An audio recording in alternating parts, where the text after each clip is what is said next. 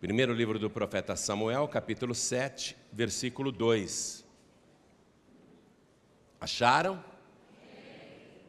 Está escrito o seguinte: e sucedeu que, desde aquele dia, a arca ficou em Quiriate-Jearim, e tantos dias se passaram que chegaram até 20 anos, e lamentava toda a casa de Israel após o Senhor. Amém? Vou ler de novo só a parte B deste versículo. E tantos dias se passaram que chegaram até 20 anos, e lamentava toda a casa de Israel após o Senhor. Amém? Vou ler mais uma vez, e cada pessoa que está comigo aqui na sede da Paz e Vida, em São Paulo, Brasil, repete em seguida. Vamos lá. E tantos dias, bem alto, e tantos dias se passaram que chegaram até 20 anos, 20 anos, 20 anos, e lamentava toda a casa de Israel após o Senhor. Amém? 20 anos de lamentação por uma situação deprimente, desgastante, humilhante, miserável, que não mudava nunca e não tinha perspectiva de mudança, e o povo só tinha uma saída, um recurso, um escape: lamentar. E é assim que muita gente está vivendo nos dias de hoje no nosso país e no mundo. Uma situação que dura há anos, sem perspectiva de mudanças, e a vida da pessoa é uma eterna lamentação. Mas se você ouvir esta palavra, se você crer nesta palavra, e se você colocá-la em prática, este teu tempo de lamentação vai acabar hoje. A partir de hoje a tua vida vai mudar. Quem crê nesta palavra, levante a sua mão.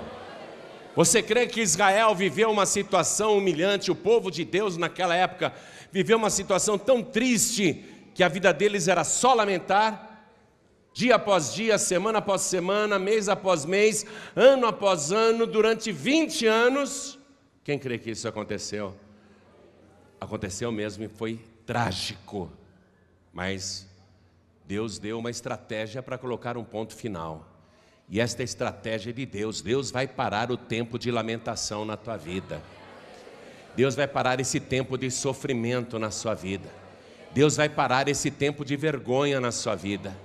Deus disse que Ele vai parar o tempo. Ele vai parar com esse tempo de sofrimento, esse tempo de doença, esse tempo de derrota, esse tempo de miséria. Deus vai parar com esse tempo que faz só você lamentar. E Ele vai inaugurar um novo tempo na tua vida.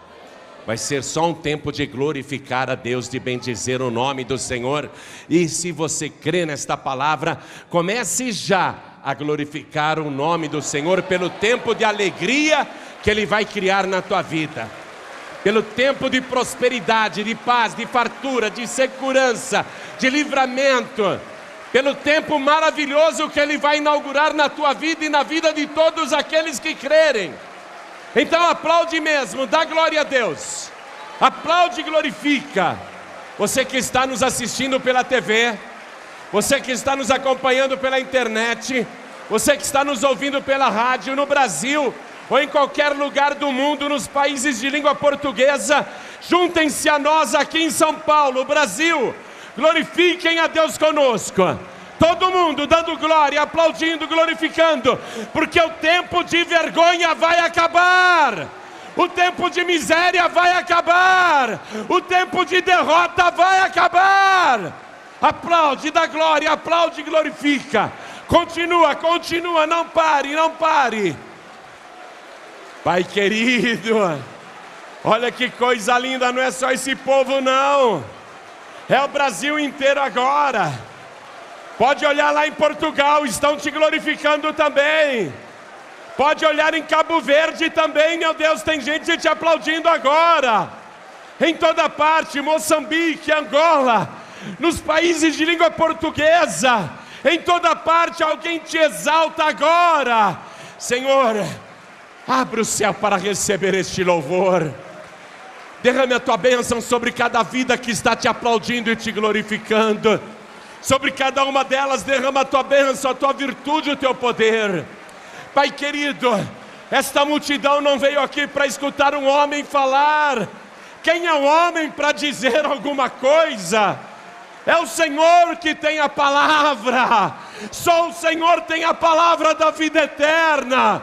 Então vem com teu espírito, toma a boca do pregador, toma os lábios do mensageiro, envia a tua palavra com poder e autoridade, e que a tua palavra vá, percorra toda a terra e produza o resultado para o qual está sendo mandada, em nome do Senhor Jesus.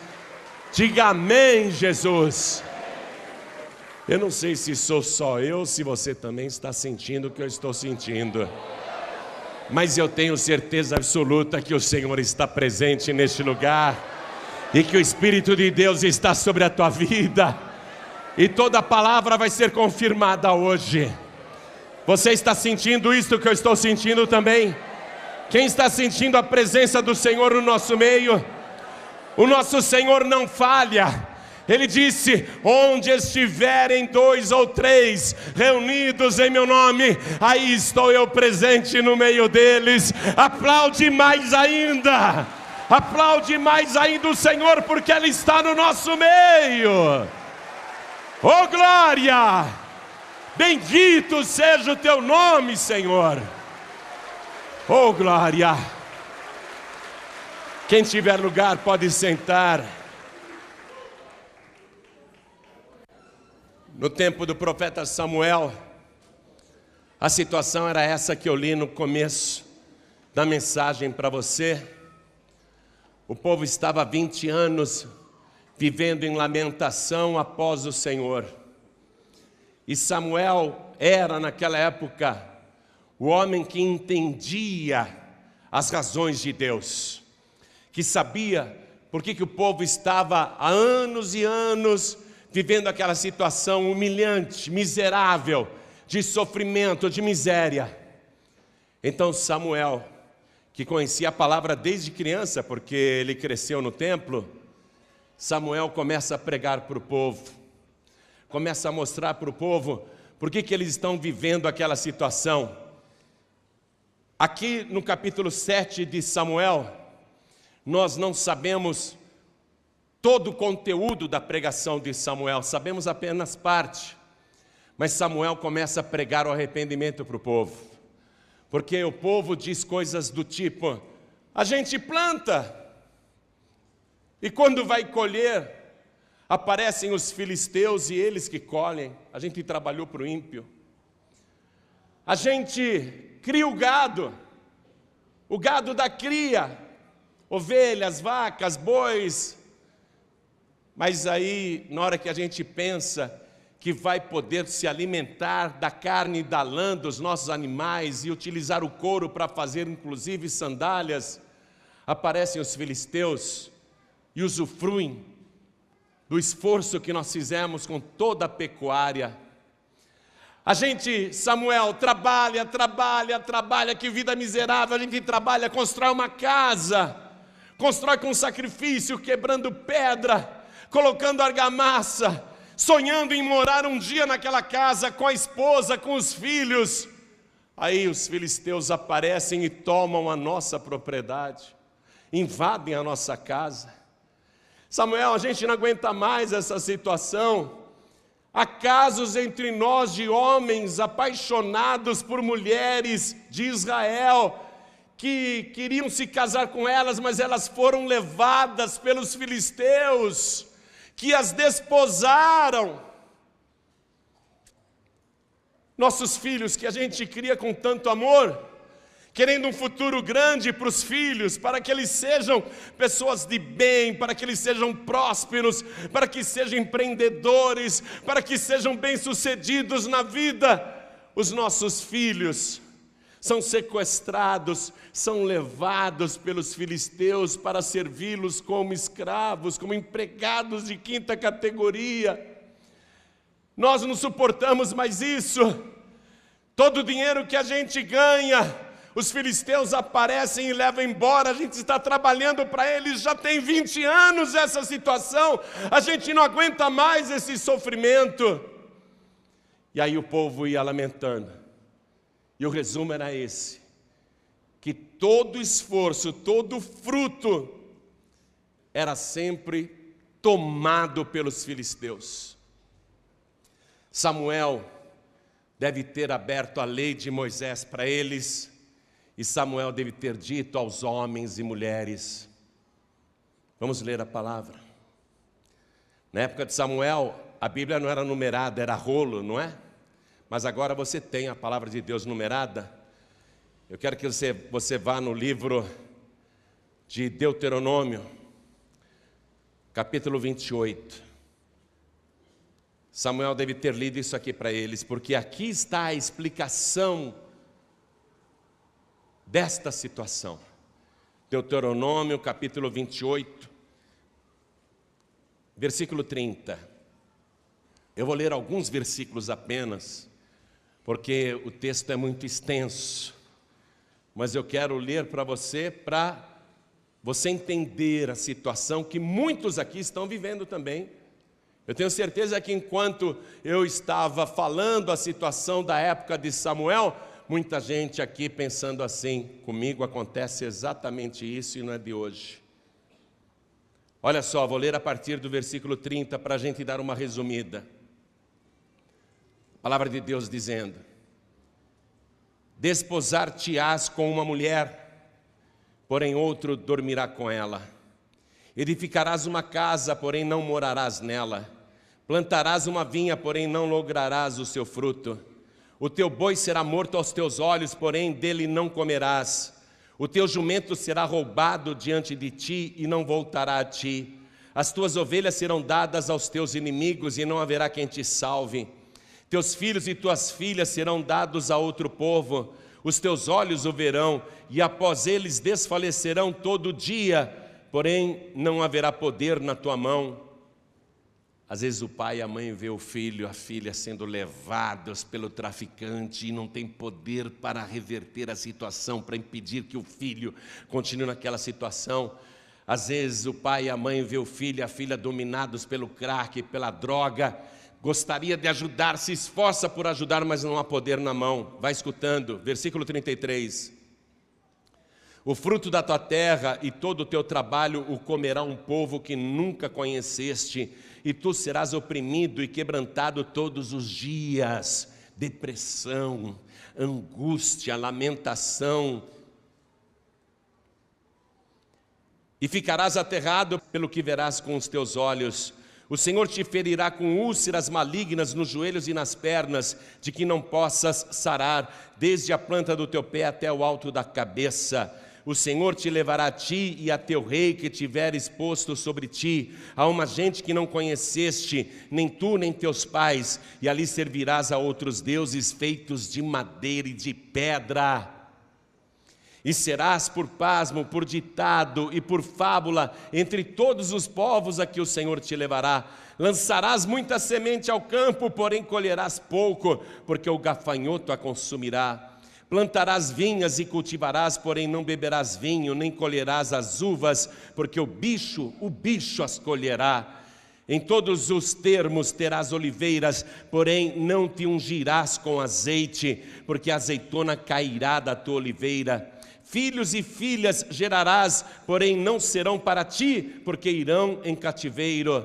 Todo o teu arvoredo e o fruto da tua terra consumirá a lagarta. O estrangeiro que está no meio de ti se elevará muito sobre ti, e tu muito baixo descerás. Ele te emprestará a ti, porém tu não lhe emprestarás a ele, o que é uma desonra. A palavra está dizendo: o estrangeiro, o ímpio, emprestará a ti. Você está na mão do agiota, você está na mão de banco, você está na mão de cambistas, de factoring. Olha a palavra falando: ele te emprestará a ti, mas é claro que com juros exorbitantes. porém tu não lhe emprestarás a ele, ele será por cabeça e tu serás por cauda. Versículo 47, porquanto não haverás servido ao Senhor teu Deus com alegria e bondade de coração, pela abundância de tudo. Está começando a surgir a razão destas situações que só levam a pessoa à lamentação. Porquanto não haverás servido ao Senhor teu Deus com alegria e bondade de coração, pela abundância de tudo, assim servirás aos teus inimigos. Você não quer servir a Deus? Servirá aos teus inimigos, que o Senhor enviará contra ti com fome e com sede, com nudez e com falta de tudo, e sobre o teu pescoço porá um jugo de ferro até que te tenha destruído. Versículo 52, e te angustiará em todas as tuas portas, até que venham a cair os teus altos e fortes muros em que confiavas em toda a tua terra, e te angustiará até em todas as tuas portas, em toda a tua terra que tem dado o Senhor teu Deus. Versículo 66, e a tua vida como suspensa estará diante de ti, e estremecerás de noite e de dia, e não crerás na tua própria vida. A pessoa perde a fé nela mesma, e tu não crerás na tua própria vida. Versículo 67, pela manhã dirás, quem me dera ver a noite, e à tarde dirás, quem me dera ver amanhã. A pessoa acha que sempre em outro momento ela vai melhorar, porque no momento atual ela está sofrendo e ela acha que amanhã vai ser melhor, amanhã amanhece e não é melhor, aí ela pensa a noite vai melhorar, e à noite ela tem angústia, tristeza e não crê na própria vida. Isso pelo pasmo de teu coração com que pasmará, e pelo que verás com os teus olhos, e o Senhor te fará voltar ao Egito em navios, pelo caminho de que te tenho dito, nunca jamais o verás, e ali sereis vendidos por servos e por servas aos vossos inimigos, mas não haverá quem vos compre. Pessoa procura emprego, se humilha, se sujeita, rebaixa o salário, se propõe até a trabalhar de graça como estagiário, mas não haverá quem te compre. Olha o que a palavra está dizendo, mas não haverá quem vos compre.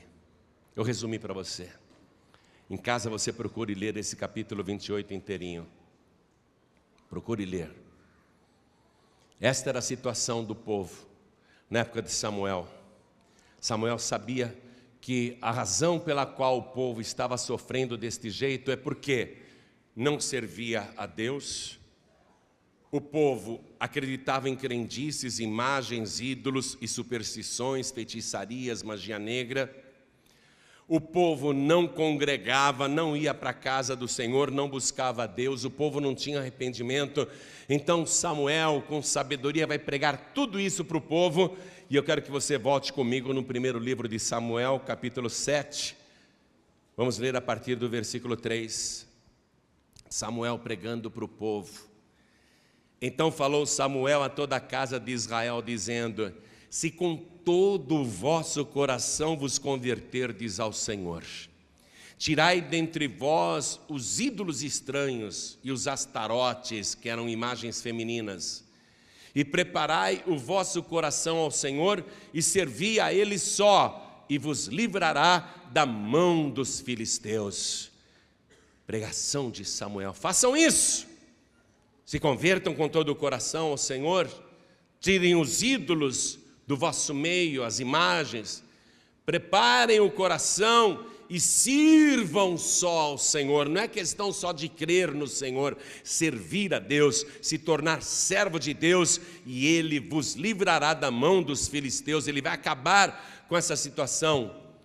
Versículo 4, então os filhos de Israel tiraram dentre si os Baalins, que eram miniaturas das imagens de Baal, e os astarotes, que eram imagens femininas, e serviram só ao Senhor.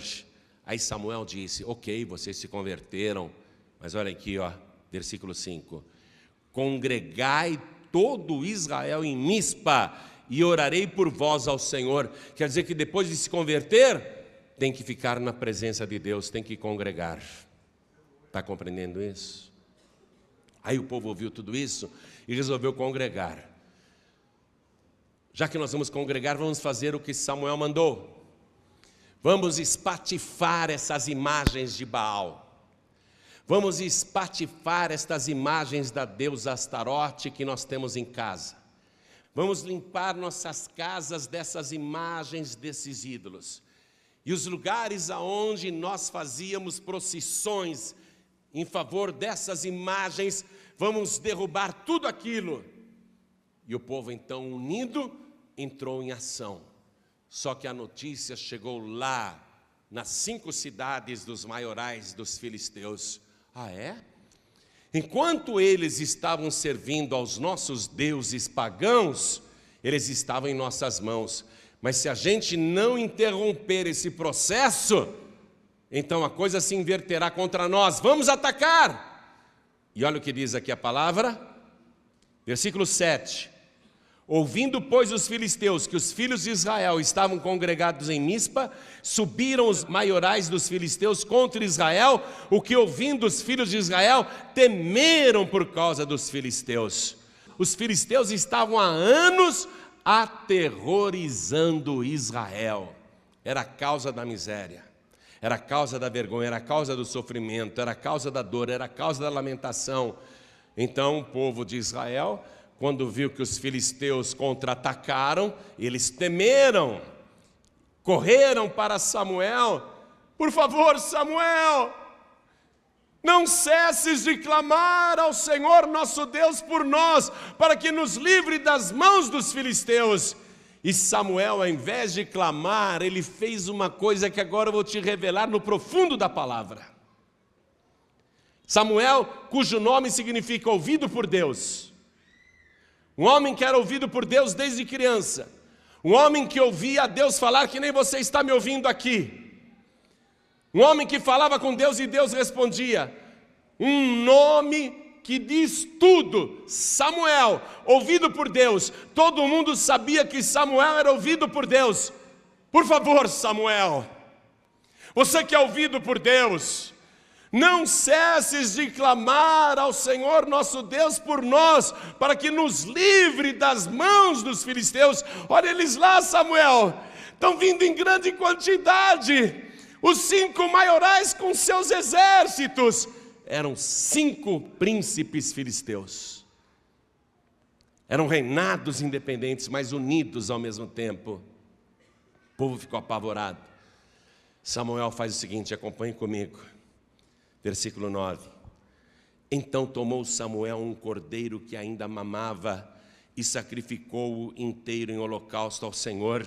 E clamou Samuel ao Senhor por Israel, e o Senhor lhe deu ouvidos. E sucedeu que, estando Samuel sacrificando o holocausto, os filisteus chegaram à peleja contra Israel, e trovejou o Senhor aquele dia com grande trovoada sobre os filisteus, e os aterrou de tal modo que foram derrotados diante dos filhos de Israel. Uma derrota que aconteceu por uma coisa que Samuel fez ao invés de orar, porque ele já estava orando há 20 anos. Todo o povo já estava orando e lamentando há muito tempo. Samuel sabia que não era o caso de oração. Ele fez uma coisa que eu vou te mostrar agora na palavra. É chocante o que ele fez. É muito chocante o que Samuel fez. Pegue a caneta e passe um traço onde a palavra deu o detalhe que ele pegou um cordeiro que ainda mamava. Passa um traço aí embaixo. Então pegou Samuel um cordeiro que ainda mamava. Passe um traço aí embaixo. Ainda mamava. Por que esse detalhe? O cordeiro que ainda mamava. Ele podia pegar qualquer cordeiro. A palavra poderia dizer simplesmente: Samuel sacrificou um cordeiro para Deus, e Deus trovejou e aterrou os filisteus. Mas a palavra faz questão de dar esse pormenor. que ainda mamava. Um cordeiro que ainda mamava. Samuel fez uma coisa que foi trágica para Deus.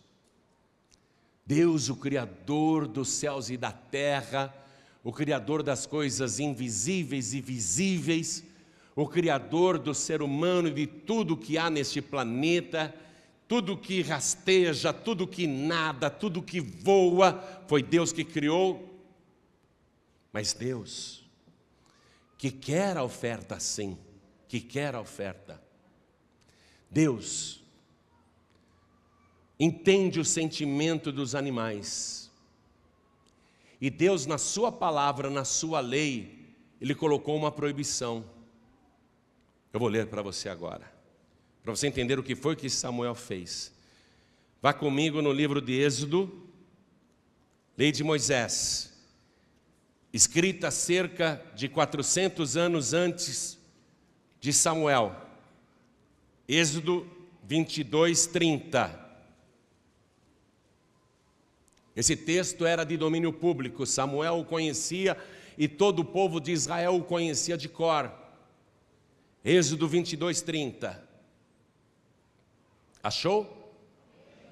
400 anos antes de Samuel pegar um cordeiro que ainda mamava, 400 anos antes de Samuel pegar um cordeiro que ainda mamava, Deus, que sabe do sentimento dos animais, mandou escrever isso na sua lei. Êxodo 22, 30. Assim farás dos teus bois e das tuas ovelhas, 7 dias estarão com a sua mãe, e ao 8º dia mos darás. Fosse um bezerro nascido de uma vaca, fosse um cordeirinho nascido de uma ovelha, fosse o animal que fosse, ele pertence ao Senhor por ser primícia, mas Deus falou assim, é meu, mas não me dê antes de 7 dias. Vai me dar como oferta só no 8º dia, para ele desmamar. Porque Deus respeitava o bezerrinho ou o cordeirinho nascido, tinha que ficar debaixo da sua mãe 7 dias. Não podia ser dado como oferta antes. Não podia.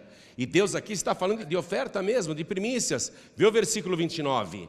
As tuas primícias e os teus licores não retardarás, o primogênito de teus filhos me darás. Mas mesmo sendo o primogênito, a primícia dos animais, Deus dizia, antes de me dar a primícia dos animais, deixe o animalzinho 7 dias debaixo da sua mãe, isto é, mamando, deixa ele mamando. Confirmação disso no livro de Levítico, capítulo 22, vá até lá por favor, versículo 26, para você entender o que Samuel fez. Falou mais o Senhor a Moisés dizendo, eu vou repetir, você não prestou atenção, quem foi que disse isso para Moisés? Falou mais o Senhor a Moisés dizendo, quem foi que falou isso para Moisés? Preste atenção, olha Deus parando o tempo dele, para tratar de coisas importantes, mas ao mesmo tempo respeitar o sentimento dos animaizinhos, da mãe e do filhote. Falou mais o Senhor a Moisés dizendo, quando nascer o boi, ou cordeiro, ou cabra, 7 dias estará debaixo de sua mãe, mamando, não pode tirar. 7 dias estará debaixo da sua mãe, mamando. Depois, desde o dia 8º em diante, será aceito por oferta queimada ao Senhor. Será aceito por oferta queimada ao Senhor. O que Samuel fez? Ele pegou um cordeiro que ainda mamava, não podia. Mas o que Samuel pretendia com esta ação?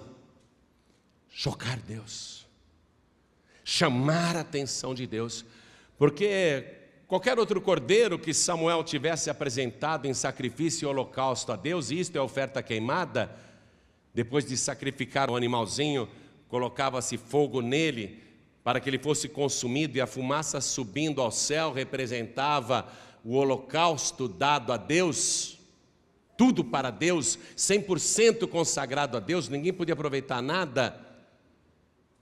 Samuel, se ele tivesse dado qualquer cordeiro para Deus, ele não teria chocado Deus. Preste atenção nisso que eu vou repetir, porque muita gente pensa que pode dar para Deus qualquer cordeiro, qualquer coisa. Samuel sabia que naquele momento não era o caso de oração, e ele tinha que chocar Deus, numa preocupação que Deus por 2 vezes mandou escrever na sua palavra, falando diretamente com Moisés: Moisés, quando uma ovelha der cria, o cordeirinho vai ficar debaixo da mãe 7 dias, não tirarás dali não. Do 8º dia em diante poderá ser oferecido como oferta queimada, como sacrifício e holocausto. Antes não. Samuel, ele pega aquele cordeiro que ainda mamava, ele tirou o cordeirinho debaixo da mãe. Você está compreendendo isso? Quando ele tirou aquele cordeirinho debaixo da mãe, o cordeirinho ficou desesperado, porque o que ele queria era mamar. O instinto colocado por Deus. É que nem um bebezinho que nasce, ele não enxerga nada, mas ele vai direto no peito da mãe, né? A cachorrinha da cria, um monte de filhotinhos, os filhotinhos nascem, não conseguem nem andar, parecem uns ratinhos pelados, o olhinho tudo fechado, mas eles vão direto no peito da mãe, no bico da teta, não é? É uma coisa que Deus colocou. O cordeirinho saiu dali e ele começou a emitir sons desesperados. Sons desesperados, porque não era um cordeiro qualquer. Não era um cordeiro qualquer. Era o quê? Um cordeiro que ainda mamava. Um cordeiro para mexer com o sentimento de Deus. O cordeirinho não queria sair dali. E a mãe, por sua vez, ficou alucinada, desesperada. A ovelha ficava balindo o tempo todo, desesperada. Porque ela também tem um instinto protetor e provedor para aquele filhote que acabou de nascer, que ela ama como se fosse a sua própria vida. É um sentimento que Deus colocou dentro de qualquer animal.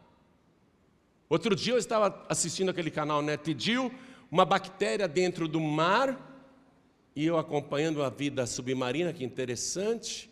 Aí o locutor disse assim: essa bactéria é uma mãe extremosa, veja só, ela vai dar agora a luz.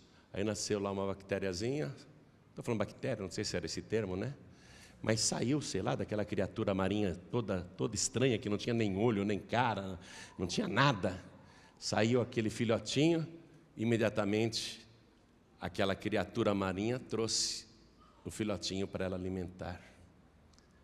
Deus respeita o sentimento dos animais, Deus colocou isso nos animais, por isso que Ele proibiu dar o cordeirinho antes de terminados os 7 dias. Do 8º dia em diante pode dar, Deus falou, mas antes não.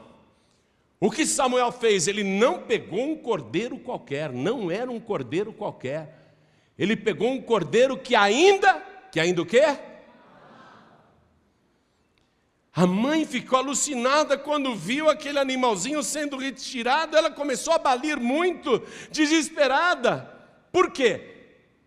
Tanto a que gerou o filhote, como o filhote gerado, não queriam se separar. Em outras palavras, se você perguntasse para a ovelha mãe: a senhora quer sacrificar o seu filhotinho para Deus, hein? Não é para qualquer um, não. Não é para o Samuel, é para Deus. Se você pudesse perguntar para a ovelha: dona ovelha, a senhora estaria disposta a sacrificar esse filhotinho que ainda mama? Sacrificar para Deus, o Criador dos céus e da terra, o possuidor de tudo. Sabe o que a ovelha, se pudesse responder, o que ela responderia? Não.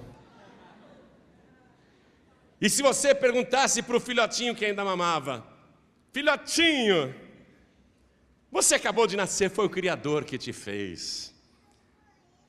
Você quer ser sacrificado, não para qualquer pessoa, mas para Deus, para Deus. Olha que honra, e nesse momento Deus vai fazer um milagre estrondoso se você aceitar. Ei, Cordeirinho, olha que honra que você está tendo. Através do teu sacrifício, os filisteus serão derrotados, eles cairão por terra, serão abatidos. Através do teu sacrifício, Cordeirinho, o nome de Deus vai ser glorificado. Através do teu sacrifício, Cordeirinho, tudo que foi roubado nesses 20 anos será restituído. Através do teu sacrifício, Cordeirinho, o tormento, a falta de paz, a vergonha, a humilhação, a depressão, a angústia do povo de Deus vai acabar. Olha que honra, Cordeirinho. E mais, Cordeirinho, com o teu sacrifício haverá paz, e nunca mais os filisteus entrarão para combater o povo de Deus. Cordeirinho, você aceita ser sacrificado para o Todo-Poderoso? Se você pudesse perguntar isso e ele entender, e se ele pudesse responder, o que é que ele diria? Faz que nem ele, o que é que ele diria? Não é assim que ele fala. Não. Mas é para Deus, é para uma grande causa, é para um grande livramento. Não. O que você quer? Mamãe. Quero ficar com a mamãe. Dá meu filhote, dá o meu filhote. Porque eles não queriam fazer o sacrifício holocausto. Quem está entendendo, levante a sua mão. A gritaria da ovelha e a gritaria do cordeirinho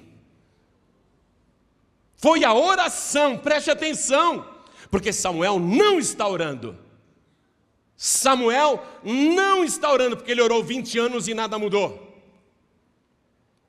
A gritaria da mãe da ovelha, a gritaria do cordeirinho, é a oração que está subindo. Porque o sacrifício fala, o sacrifício clama diante de Deus. Foi um clamor. Deus disse: estou ouvindo um som que eu nunca ouvi na terra. O som de um cordeirinho que vai ser sacrificado para mim, mas é um cordeirinho que nunca foi sacrificado antes. É um cordeirinho que ainda mama. E quem está fazendo isso? Samuel, o meu servo Samuel. E por que o meu servo Samuel está fazendo isso?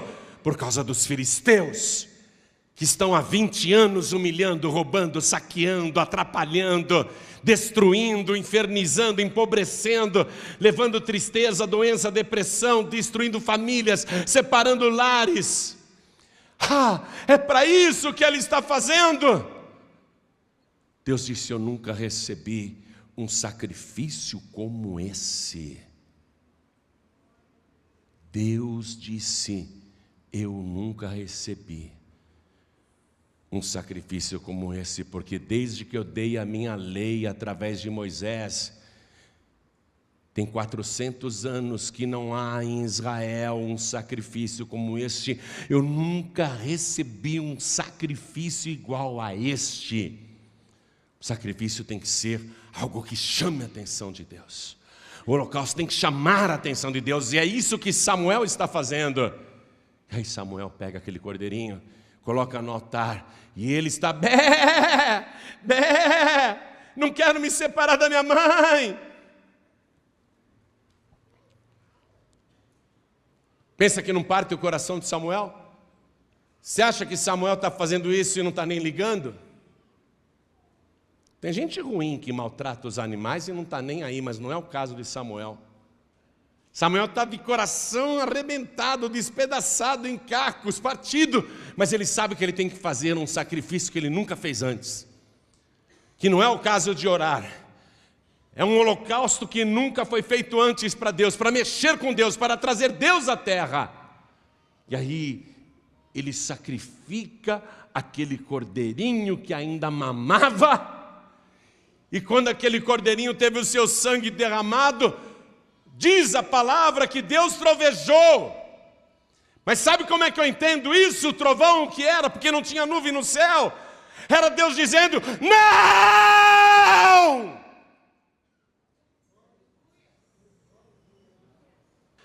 O historiador Joséfo, no seu livro Antiguidades, quando conta esta passagem, ele diz que além de ter trovejado sem nuvem do céu, ele conta que houve um terremoto,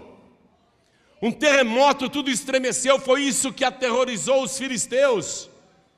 E os filisteus caíram por terra, ficaram imobilizados, enfraquecidos, aterrorizados. Deus agiu naquela hora. A palavra está falando poderosamente com você. Este nosso Deus respeita o sentimento humano, o sentimento até dos animais. Deus sabe quando uma pessoa está sofrendo para fazer um sacrifício, para dar um holocausto, para colocar aquilo no altar. Deus sabe, se estremece Deus, e quando Deus se estremece, Ele age. Os filisteus foram derrotados, eu li a palavra para você, e mais, olha aqui, eu resumi, mas eu quero ler para você. Versículo 10. E sucedeu que, estando Samuel sacrificando o holocausto, os filisteus chegaram à peleja. O inimigo chegou na hora do holocausto.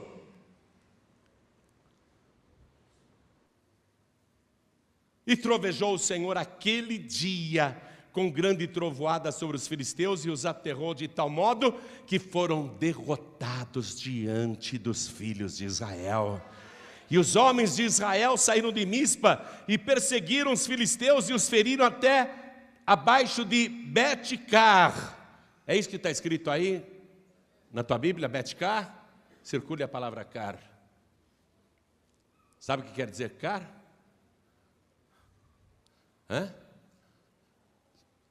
Cordeiro, ovelha.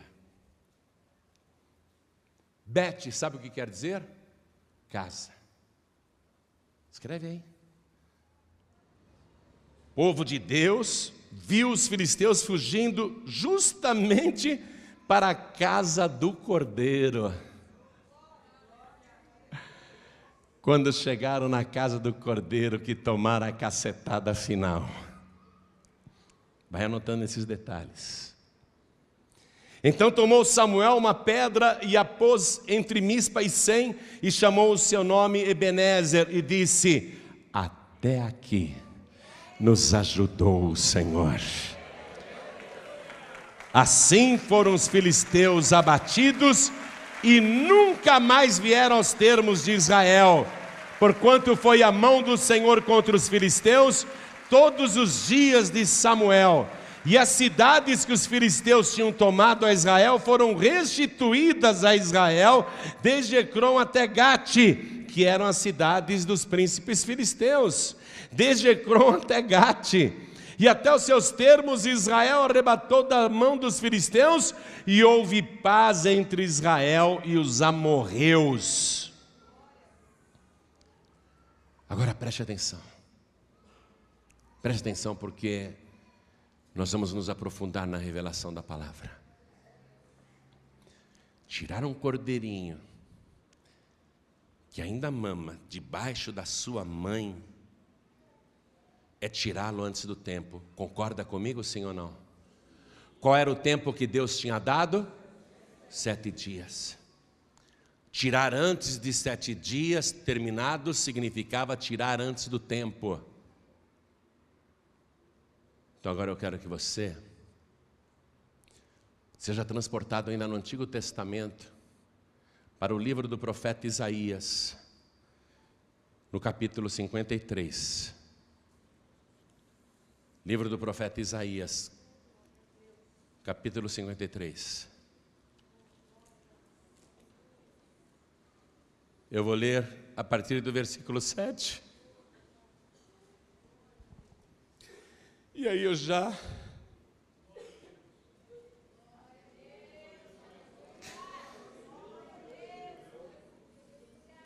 começo a estremecer. Eu não sou filisteu, mas eu sou um homem temente a Deus. Eu começo a estremecer por causa desse sacrifício, desse holocausto. O versículo 7. Ele foi oprimido, mas não abriu a boca. Como um cordeiro, foi levado ao matadouro. E como ovelha muda perante os seus tosqueadores, ele não abriu a boca. Você sabe de quem a palavra está falando, não sabe? Jesus é o Cordeiro de Deus que tira o pecado do mundo. Como um cordeiro mudo, ele foi levado ao matadouro. Ele não abriu a boca, ele deixou fazerem tudo o que queriam com ele. Aí diz a palavra, versículo 8: da opressão e do juízo foi tirado, e quem contará o tempo da sua vida? Porquanto foi cortado da terra dos viventes, e pela transgressão do meu povo foi ele atingido. Ele foi cortado da terra dos viventes. Você sabe com quantos anos Jesus Cristo morreu? Quem aqui sabe? 33 anos e 6 meses.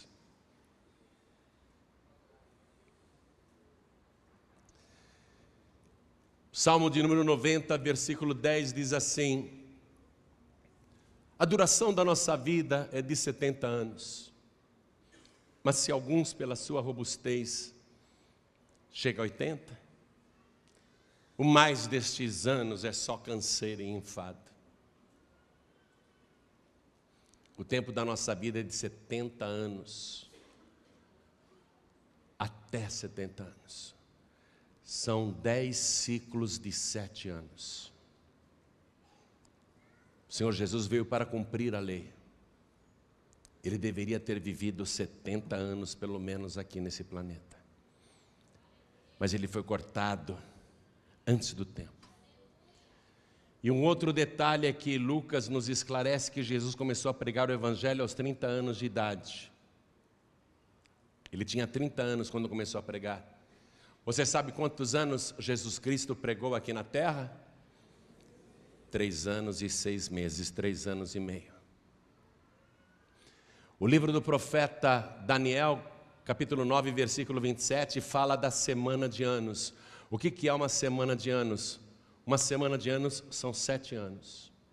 Lá fala que na metade da semana de anos, aos 3 anos e 6 meses, o anticristo romperá o acordo e aí começará então a grande tribulação.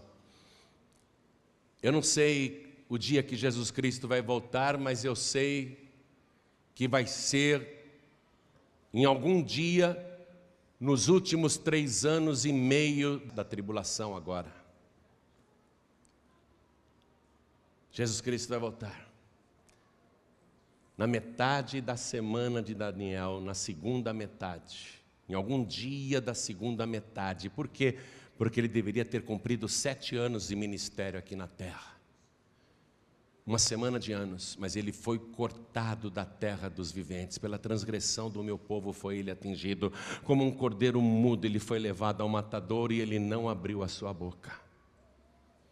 Jesus foi sacrificado.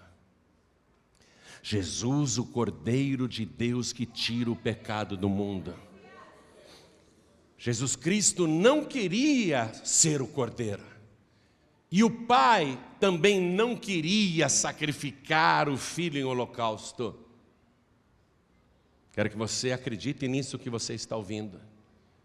Tanto que Jesus Cristo, já sabendo que esse era o plano, e ele diz: a minha alma está cheia de tristeza até a morte, estou cheio de angústia, mas que direi eu? Para isto eu vim a esse mundo.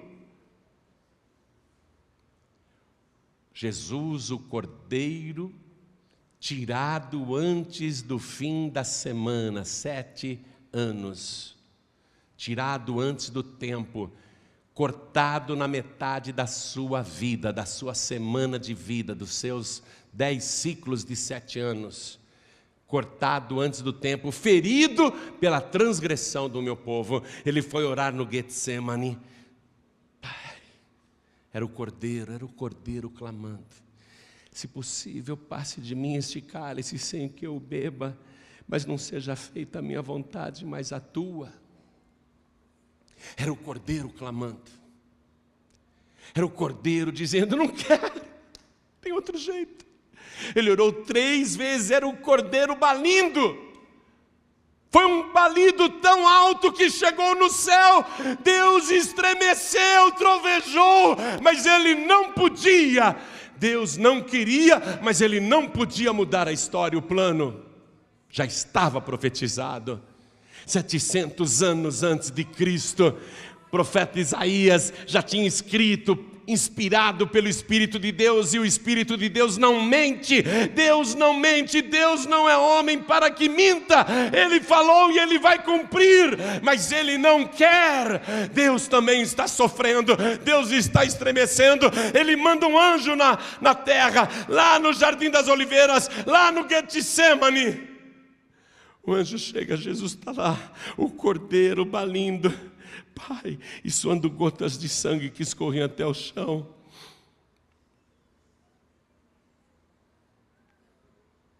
É de estremecer, é de trovejar, é de parar o tempo, isso, é de parar o tempo. O anjo coloca a mão sobre o ombro de Jesus, que está prostrado em terra. O anjo o conforta, o anjo lhe dá força. Vai em frente, vai em frente. O plano não será mudado. Ninguém vai te carregar para lá, não. É você que tem que se entregar, se quiser. Não havia um Samuel ali para pegar o cordeiro e levar para o holocausto, você entende? Ele teria que se oferecer a si mesmo, porque ele também é sacerdote, ele é o bom pastor. Ele mesmo teria que se oferecer como cordeiro. Então, depois de receber aquele conforto do anjo que Deus enviou, Jesus Cristo se levanta com o rosto banhado de sangue. Seu suor escorreu por toda a roupa. Ele estava tinto de vermelho. O cordeiro já estava sendo oferecido em sacrifício. E ele foi e fez o que estava determinado. Passou por toda a tortura, sofrimento, e diz a palavra que depois de ficar das 9 horas da manhã até as 3 da tarde pendurado no madeiro ali no Monte Calvário, ele olhou para o céu e ele disse: Pai, está consumado. Não assim com essa calma que eu estou falando, não assim com essa facilidade, porque a língua dele grudava no céu da boca, o nariz estava entupido pelas crostas de sangue, a boca inchada, o rosto deformado, ele sem sangue no corpo, ele com falta de ar. Ele não falou assim com essa calma, não, com essa fluência, ele falou com dificuldade, falou em aramaico: Pai, está consumado. Nas tuas mãos eu entrego o meu espírito. Até então era um sacrifício cruento que escorria sangue. Deus não deixava tirar o cordeirinho que mamava da mãe, porque aquilo era cruel, era uma crueldade, era um sacrifício cruento. Jesus, ele foi tirado do Pai. Aquilo foi um sacrifício cruel. Ele já não tinha sangue no corpo, o sacrifício já estava no seu corpo. Ele já tinha dado o corpo, ele já deu a vida que está no sangue, e agora só falta consumar o sacrifício e fazê-lo virar um holocausto. Por isso que ele entrega o Espírito, e todos nós somos corpo, alma e Espírito, todos nós somos trindade. O corpo ele deu na cruz, a alma, diz a palavra que a vida da carne está no sangue, a alma é o nosso sangue, a nossa vida está no sangue. Ele deu ali o seu sangue, a sua alma, a sua vida. Agora falta o Espírito. Ele não retém absolutamente nada. Ele se ofereceu em sacrifício inteiro, em holocausto ao Todo-Poderoso. E quando ele disse isso, ele inclinou a cabeça. E o que aconteceu? Deus trovejou das alturas e aconteceu um grande terremoto. É como se Deus estivesse gritando: não!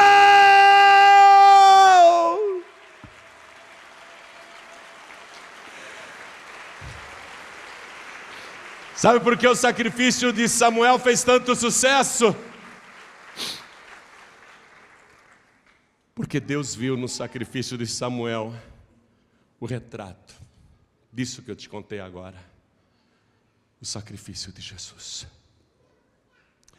O sacrifício de Jesus foi tão poderoso, é por isso que agora o filisteu principal deste mundo, com todos os demais filisteus deste mundo, Satanás, Lúcifer, Beelzebu e todos os demônios, todos os anjos caídos que estão no inferno e que perseguem a tua vida e que te oprimem, esses filisteus já caíram por terra e foram abatidos pelo poder do sacrifício de Jesus. Agora preste atenção num detalhe. Lá no livro do profeta Samuel, quando eu li para você, você viu lá o capítulo 7, não é? Assim os filisteus foram abatidos e nunca mais voltaram. Olha aqui, abatidos, não destruídos. Está entendendo? O sacrifício de Jesus abateu o inferno, mas o inferno não foi destruído. Há um dia preparado em que Satanás e todos os seus anjos serão lançados definitivamente no lago de fogo e enxofre. Esse dia vai acontecer. Hoje, para quem crê em Jesus Cristo e para quem crê na palavra de Deus, este filisteu já está abatido em nome de Jesus. Mas ele não está destruído. É por isso que ele cerca a tua vida. É por isso que você vive essas situações. Por isso os problemas que você tem vivenciado nos últimos tempos, não sei há quanto tempo você está com esse sofrimento, com essa humilhação, com essa vergonha, com essa miséria. Mas você tem que fazer uma coisa, como fez Samuel. Você tem que fazer uma coisa que Deus olhe assim e identifique no que você está fazendo o sacrifício de Jesus. E o sacrifício não só de Jesus, mas o sacrifício do próprio Pai. Deus, Ele age. Você tem poder e autoridade no nome de Jesus, pelo sacrifício de Jesus. Você está orando faz tempo, mas há momentos, como Samuel, um homem de Deus, que ele entendeu que eu tenho que fazer algo. Não apenas só orar, clamar, não. Fazer alguma coisa que eu traga Deus aqui para a terra. Traga Deus para resolver o meu problema, para acabar com essa situação que já dura muito tempo. E a resposta está na palavra que você acabou de ouvir. Samuel era um homem ouvido por Deus. Eu sei que você é ouvido por Deus, eu sou ouvido por Deus. Mas eu sei que há momentos que a gente tem que mudar a situação, a gente precisa mexer com Deus. Deus tem que olhar para o que você está fazendo e ficar admirado e identificar no que você está fazendo uma semelhança com o sacrifício de Jesus, a mesma renúncia, a mesma abnegação, a mesma disposição de se entregar, a mesma disposição de sentir a dor, de fazer um sacrifício cruento, de se preparar para um holocausto.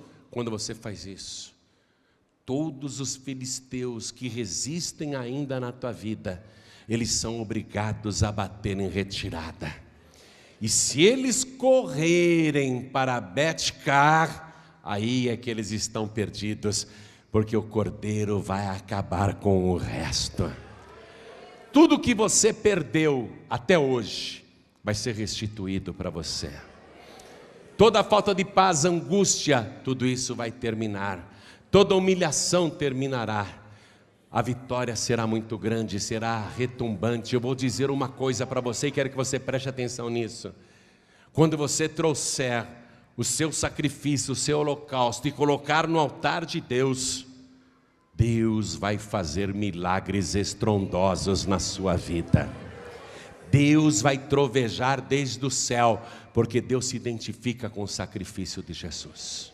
Quando a pessoa tem em mente o que Jesus Cristo fez e ela está disposta a fazer a mesma coisa. Por isso que o apóstolo João, naquela época de grande perseguição, quando os cristãos eram assassinados, e os que não eram assassinados estavam dispostos a doar tudo para a pregação do Evangelho, o apóstolo João escreveu na sua primeira carta, capítulo 3, versículo 16, Cristo deu a sua vida por nós, e nós devemos dar a nossa vida pelos irmãos. É o poder do sacrifício, é o poder do holocausto. Está faltando isso na tua vida. Eu vejo muitas pessoas que têm fé, oram bastante, são até ofertantes e dizimistas, mas nunca viveram esta experiência. Nunca viveram esta experiência. Jesus Cristo poderia ter feito o seguinte, amados: olha, eu sou santo, meu sangue é santo, eu sou puro, eu vou dar só uma gota do meu sangue para a remissão de toda a humanidade, e eu te garanto que essa gota de sangue seria suficiente. Eu te garanto, seria suficiente para todos nós. Se ele fizesse só um corte assim e dissesse: esse sangue que eu estou aqui pingando, essa gotinha, é para a remissão de toda a humanidade, porque o sangue de Jesus é poderoso. Mas ele não deu uma gotinha, ele se entregou inteiro, permitiu que a sua pele fosse retalhada, que o seu corpo fosse desconjuntado, que os pregos atravessassem a sua carne. Ele permitiu que cada órgão do seu corpo falisse, entrasse em falência, como holocausto para Deus, como sacrifício para Deus.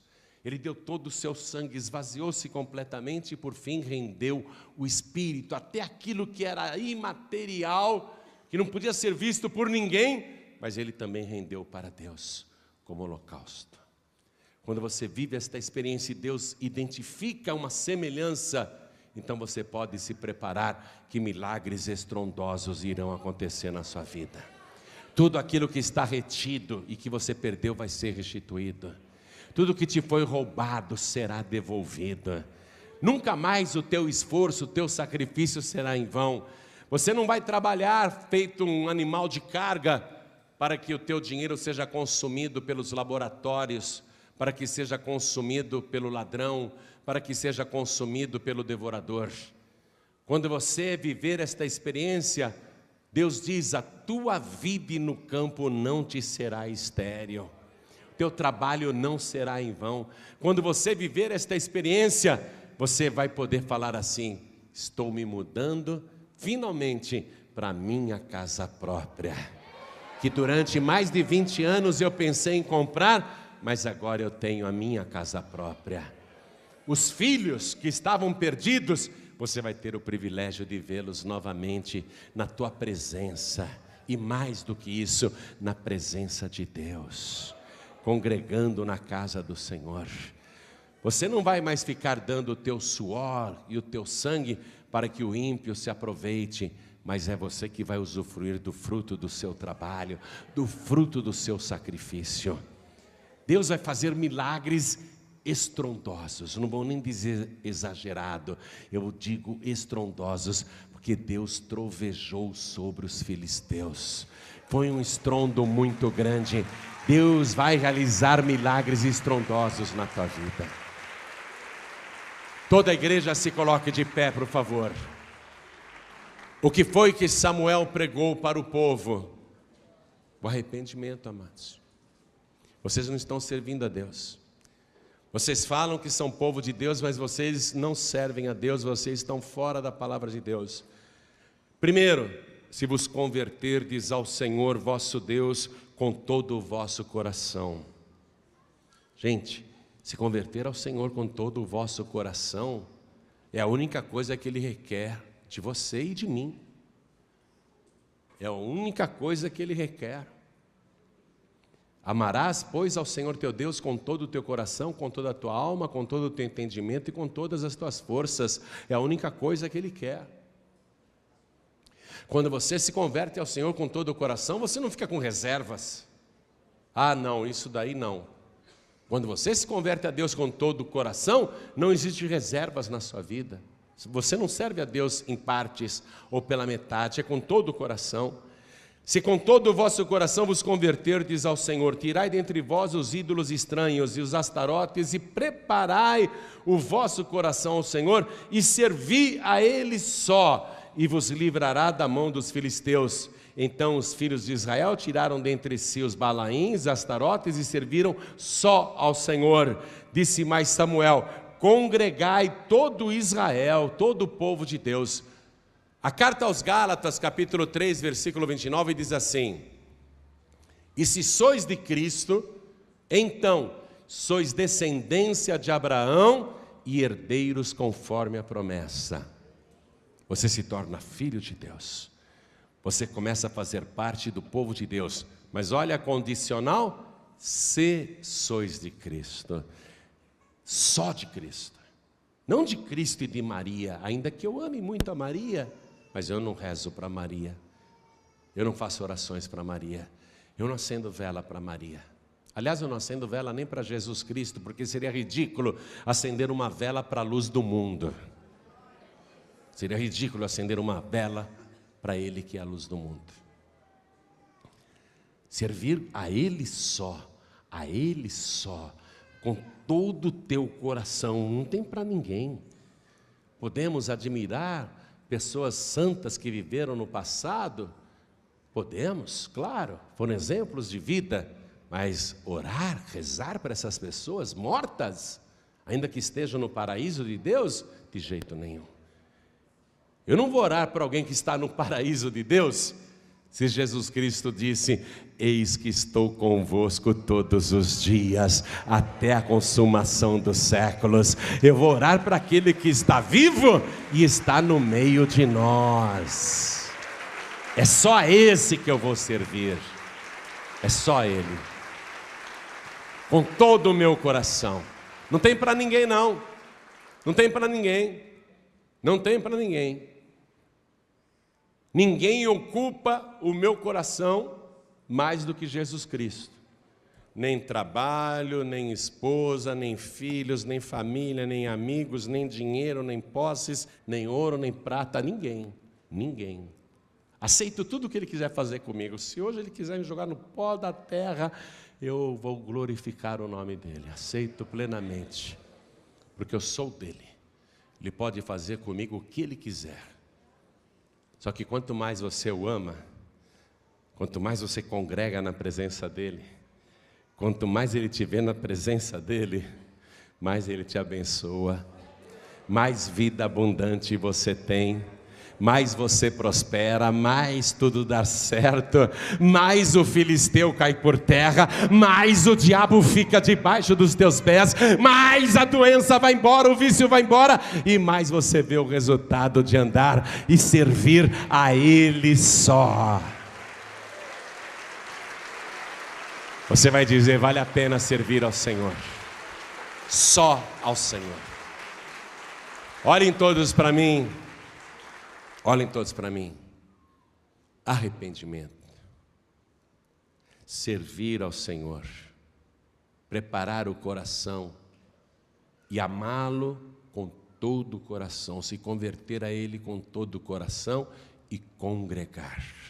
São decisões que você tem de tomar para que aqueles males que já estão durando há anos e anos na tua vida e que a palavra profetizou que assim seria, para que eles sejam dissipados, para que o mal fuja da tua vida, para que você seja vitorioso em tudo que faz, para que as portas estejam permanentemente abertas.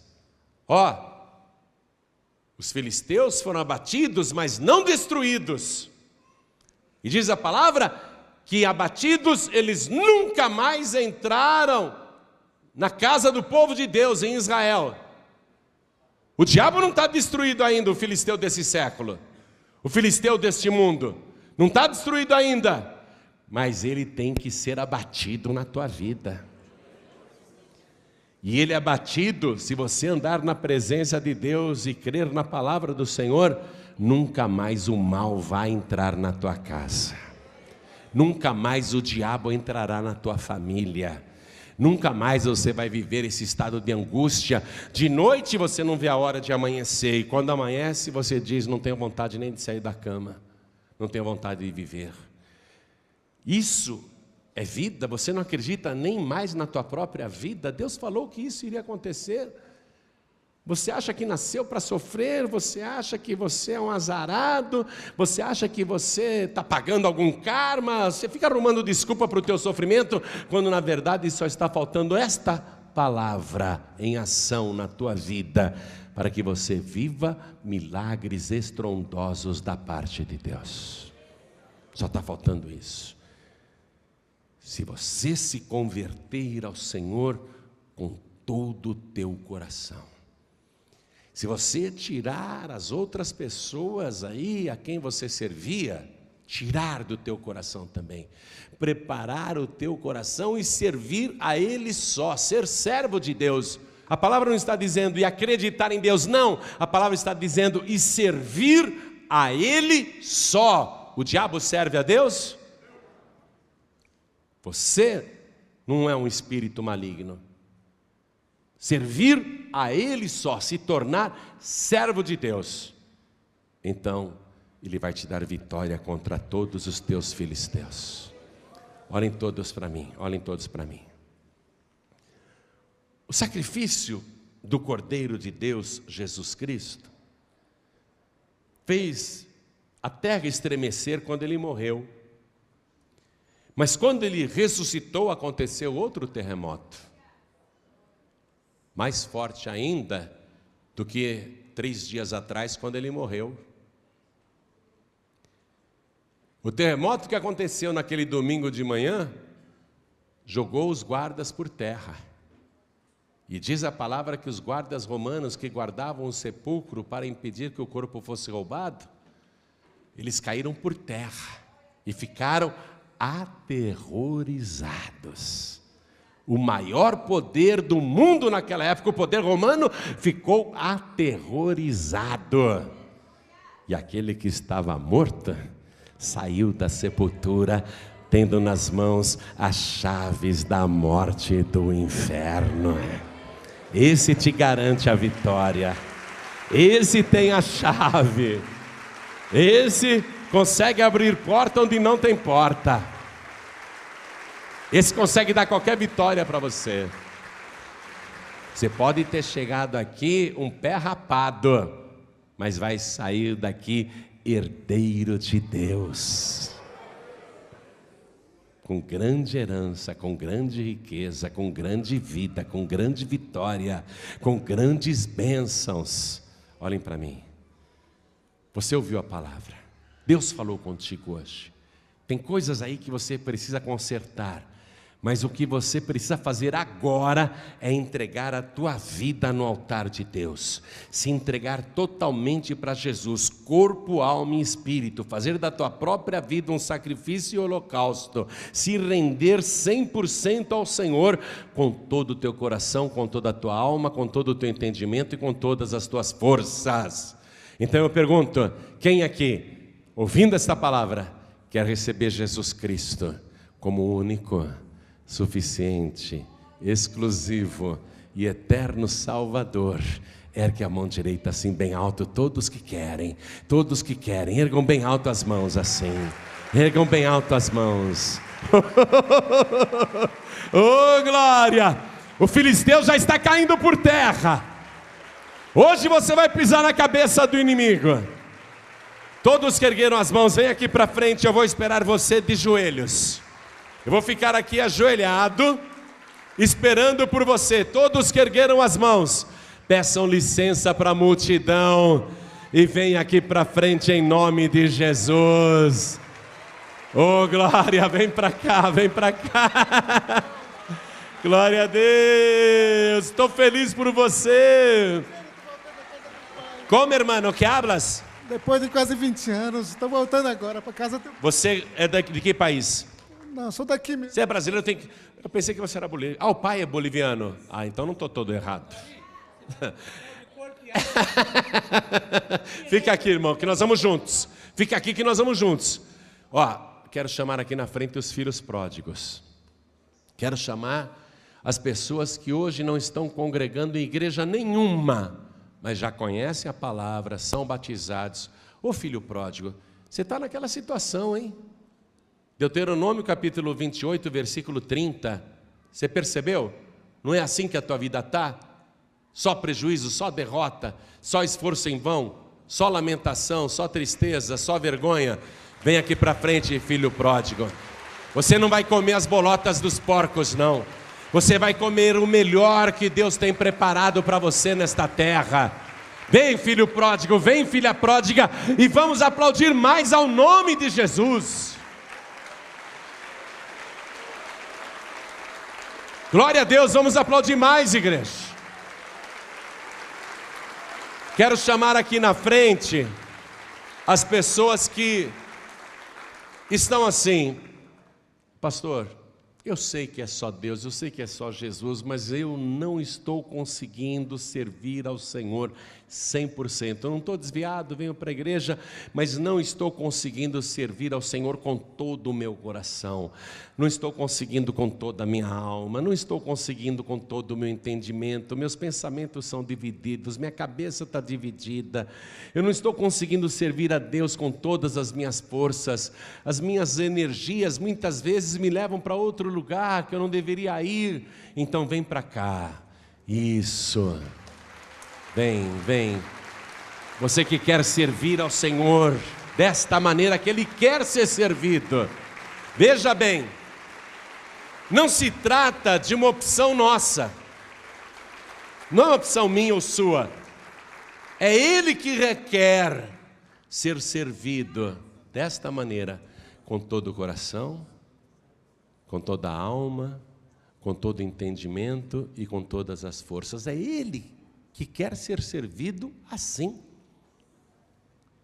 A gente vai lá em Jerusalém e fica em frente do Muro das Lamentações, que na verdade, aquela muralha lá não é original, né? Ela fica no lugar onde era o templo, sim. Então, tem uns muros ali, umas pedras ainda. E os judeus vão ali, e você vê os judeus assim, ó, eles ficam orando em frente ao muro e fazendo assim com o corpo o tempo todo. O tempo todo, eles ficam orando e fazendo assim com o corpo. Aí um dia eu perguntei, por que eu vejo que todos os judeus vêm orar aqui em frente ao Muro das Lamentações e ficam fazendo o tempo todo assim, mas eles fazem forte o negócio, eu estou aqui devagar, mas eles ficam horas assim, ó, orando e fazendo assim com o corpo, com as coisinhas deles lá, né? Então me explicaram, porque enquanto eles oram, como diz, com todas as forças, eles ficam o tempo todo fazendo força assim, ó. Viu? Você sabe, quando eu vou orar, eu procuro usar todas as forças sem balançar desse jeito. Eu não fico balançando desse jeito, mas eu procuro usar todas as minhas forças quando eu estou orando, quando eu estou adorando, quando eu estou louvando. Amém? Vamos fazer esse treinamento, tá? Esse treinamento, tá bom? Então agora, antes de você se ajoelhar, deixa eu falar com você que está assistindo esta mensagem, ou na TV, ou você está vendo num DVD que um pregador do telhado te deu, ou você está assistindo na TV, ou pela internet, baixou agora no YouTube essa mensagem, quer entregar a vida para Jesus? Então se ajoelhe ao lado do teu televisor. Deixa eu falar com você que está nos ouvindo agora pela rádio. Aonde você estiver, Deus falou contigo. É possível você se ajoelhar ao lado do teu rádio para entregar a vida para Jesus ou para voltar para Jesus? Se for possível, faça isso. Se não dá para ajoelhar, então pelo menos coloque a mão direita sobre o teu coração. Pessoas estão me ouvindo em trânsito, dentro do ônibus, trem, metrô, dentro de uma lotação, de uma van, de um comboio, querem entregar a vida para Jesus. Eu sei que não dá para ajoelhar. Faça um sinal para Deus, coloque a mão direita sobre o teu coração. pessoas que estão dirigindo neste momento, ouvindo esta mensagem. Deus está aí dentro do teu veículo, Ele está te vendo, quer entregar a vida para Jesus, quer voltar para Jesus. Eu sei que não dá para ajoelhar, mas faça um sinal para Deus e coloque a mão direita sobre o teu coração. Mas nós que estamos aqui na sede da Paz e Vida, São Paulo, Brasil, nós podemos nos ajoelhar como eu estou ajoelhado. A igreja fique de pé e você que veio para frente, se ajoelhe, por favor. Coloque a mão direita sobre o teu coração. Vou chamar aqui o meu filho na fé, pastor Neilton Rocha. Você que está com a mão direita sobre o teu coração, ore assim comigo: meu Deus e meu Pai, eu ouvi a tua santa palavra e eu descobri qual é a causa do meu sofrimento e dos meus males, e descobri também como acabar com esta situação, como passar a ter vida, e vida de verdade, vida vitoriosa, vida abundante, vida poderosa, com milagres estrondosos. Agora, meu Deus, eu quero de joelhos pedir ao Senhor que me receba do jeito que eu estou e perdoe agora os meus pecados, as minhas iniquidades, as minhas transgressões, porque eu creio no Senhor Jesus como meu único, suficiente, exclusivo e eterno Salvador, e que Ele, na cruz do Calvário, se entregou inteiramente por mim. Por isso, meu Deus, eu tenho o direito de o meu nome ser escrito no livro da vida.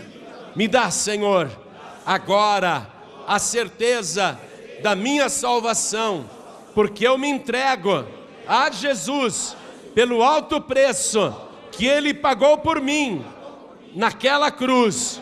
E a partir de agora eu vou dizer: eu sou de Cristo e sou também descendente de Abraão, e também sou herdeiro conforme a promessa. Meu Deus da glória, venha com teu Espírito sobre mim e me encha do teu poder, da tua virtude, e faça de mim uma nova pessoa, uma bênção nas tuas mãos, em nome de Jesus. Que assim seja feito. Amém, Senhor.